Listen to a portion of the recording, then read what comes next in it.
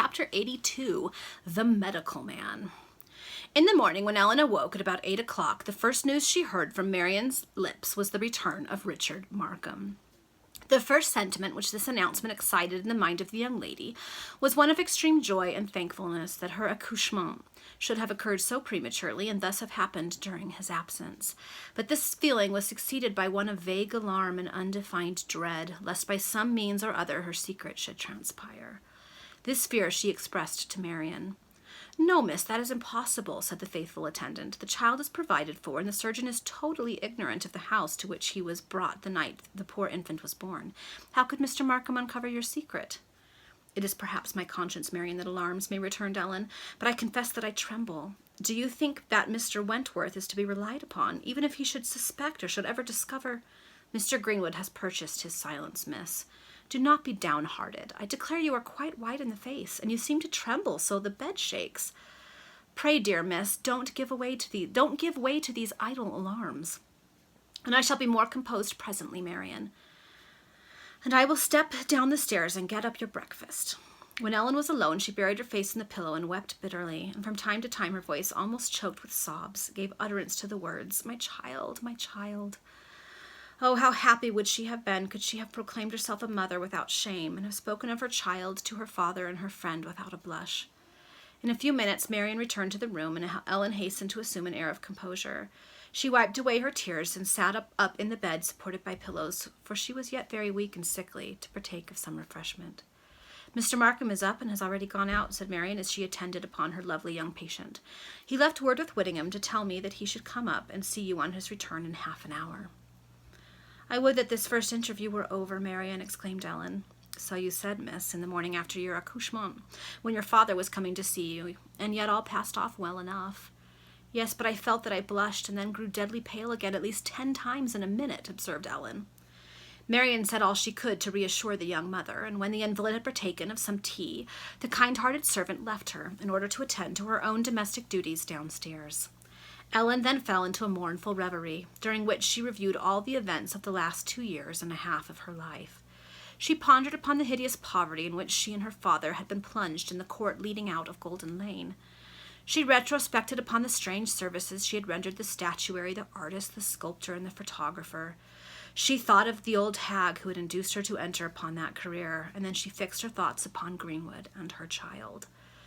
She was thus mentally occupied when she heard footsteps ascending the staircase, and immediately afterwards someone knocked at her door.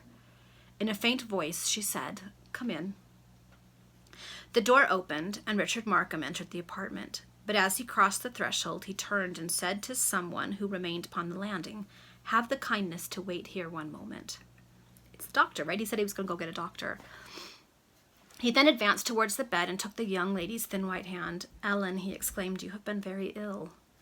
"Yes, very ill, Richard," returned the invalid, casting down her eyes, "but I am better. Oh, much, very much better now, and in a day or two shall be quite well." "And yet you are very pale and sadly altered," said Markham. "I can assure you that I am recovering fast. Indeed, I should have risen today, but Marian persuaded me to keep my bed a short time longer." "And you have had no medical advice, Ellen? I told your father that he had done wrong." "Oh, no, Richard," interrupted Ellen eagerly. "He was anxious to call in the aid of a physician, but I was not so ill as he thought." "Not ill?" said Markham. "You must have been very ill." "But Marian was so kind to me." "No doubt. Nevertheless, I have no confidence in the nostrums and prescriptions of old servants and nurses, and human existence is too serious a thing to be tampered with. I assure you, Richard, that Marian has treated me most judiciously, and I am now very nearly quite well." "Ah, Ellen," cried Markham, "I can read your heart." "You, Richard?" exclaimed the young lady with a cold shudder that seemed to terminate in a death chill at the heart. "Yes," continued Markham, his voice assuming a tone of melancholy interest. "I can well appreciate your motives in combating the desire of your father to procure medical aid. You were afraid of burdening me with an expense which you feared my restricted means would not permit me to afford." She's like, yeah, let's pretend like I was worried about the money. "Oh, I understand your good feeling, but this was wrong, Ellen, for I did not invite you to my house to deny either yourself or your father the common attentions which I would bestow upon a stranger who fell sick under my roof. No, I have yet enough left to meet casualties like these." "Ah, Richard, how kind, how generous you are," said Ellen. "But I am now really much better. And tomorrow I shall be quite well." "No, Ellen, you are very far from well," returned Markham. "But you shall be well soon. I have been myself this morning to procure you proper advice." "Advice?" repeated Ellen mechanically. "Yes, there is a medical gentleman now waiting to see you." With these words, Richard hastened to the door and said, "Miss Monroe, sir, is now ready to receive you. I will leave you with her." The medical man then entered the chamber, and Markham immediately retired. The medical man was apparently 25 years of age, pale but good-looking, with light hair and a somewhat melancholy expression of countenance. He was attired in deep black. His manners were soft and pleasing, but his voice was mournful, and his utterance slow, precise, and solemn. Approaching the couch, he took the hand of the invalid, and placing his fingers upon the pulse, said, "How long have you been ill, miss?" "Oh, sir, I am not ill now. I am very nearly well. I shall rise presently. The fresh air will do me good," exclaimed Ellen, speaking with a rapidity and almost an incoherence which somewhat surprised the medical man. "No, miss," he said calmly after a pause, "you cannot leave your bed yet. You are in a state of fever. How long have you been confined to your couch?" "How long? Oh, only a few days, but I repeat I am better now." "How many days, miss?" asked the medical man. 10 or 12, sir, and therefore you see that I have kept my bed long enough." "What do you feel?" demanded the surgeon, seating himself beside the side of the invalid, with the air of a man who is determined to obtain answers to his questions. "I did feel unwell a few days ago, sir," said Ellen, "but now I am quite recovered." "Perhaps, miss, you will allow me to be the judge of that. You are very feverish, and your pulse is rapid. Have you been taking any medicine?" "No, that is a little cooling medicine which the servant who attends upon me purchased. But why all these questions, since I shall soon be well?" "Pardon me, miss, you must have the kindness to answer all my queries. If, however, you would prefer another medical adviser, I will at once acquaint Mr. Markham with your desire, and I will relieve you of my presence." "No, sir, as well you as another," cried Ellen, scarcely knowing what she said, and shrinking beneath the glance of mingled curiosity and surprise which the surgeon cast upon her. "During your illness, were you at all delirious?" inquired the medical adviser.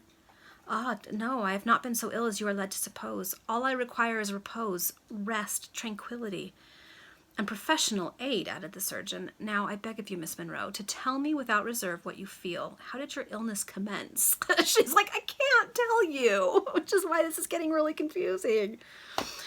"Ah, sir, I scarcely know," replied Ellen. "I have experienced great mental affliction, and that operated upon my constitution, I suppose." "And you say that you have been confined to your bed nearly a fortnight?"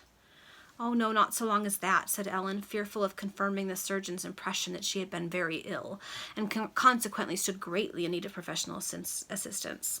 "Not so long as that. 10 days exactly."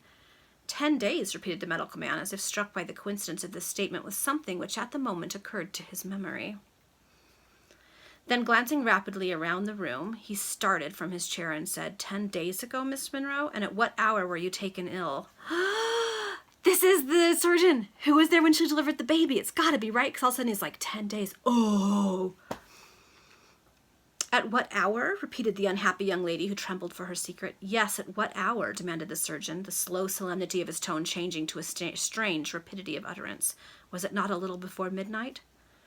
"Sir, what do you mean? Why do you question me thus?" "On that night," continued the surgeon, gazing fixedly upon Ellen's countenance, "a man with his eyes blindfolded—" "His eyes blindfolded," repeated Ellen mechanically, while a fearful shudder passed through her frame, "led by a servant wearing a black veil, entered this room, oh, spare me, and delivered a lady of a male child."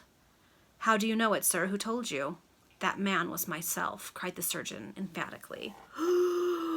So this is both awful, but actually really good, too, because if he will keep the secret, he actually knows what's wrong with her, quote unquote, and can help her out because he's not in the dark trying to figure out what's wrong with this lady. Ellen, covering her face with her hands, burst into an agony of tears and heart-wrung sobs. "Yes," continued the surgeon, pacing the room and glancing rapidly on all sides. "There is the chest of drawers against which I dashed my foot. Here stood the bed, here the table. I sat down in this chair. Oh, now I remember all." And for some moments he walked up and down the room in profound silence. Suddenly Ellen started up to a sitting posture in the bed and exclaimed, "My child, sir. Tell me, have you taken care of my child?" "Yes, madam," replied Mr. Wentworth. "The little boy thrives well, although deprived of his natural nourishment." Thank you, sir. Thank you at least for that assurance. Oh, sir, you cannot understand how deeply a mother feels to be separated from her child. Poor girl, said the surgeon in a compassionate tone. You have then suffered very much. God alone knows what I have endured for months past, mentally and bodily, cried Ellen, clasping her hands together. And now you know all, sir. Will you betray me? Say, sir, will you betray me? Mr. Wentworth appeared to reflect deeply for some moments. Ellen awaited his reply in a state of the most agonizing suspense. Miss Monroe, at length, said Mr. Wentworth, speaking in his usual solemn and grave tone, you know your own affairs better than I, but would it not be well to confide in those friends by whom you are surrounded? I would die first, die by my own hand, answered Ellen emphatically. If you tell me that you will betray me, if you leave this room to communicate my secret to Mr. Markham, who brought you hither, or to my father, I will not hesitate a moment. I will throw myself from the window. Calm yourself, Miss Monroe. Your secret is safe in my hands. Yay! Someone decent!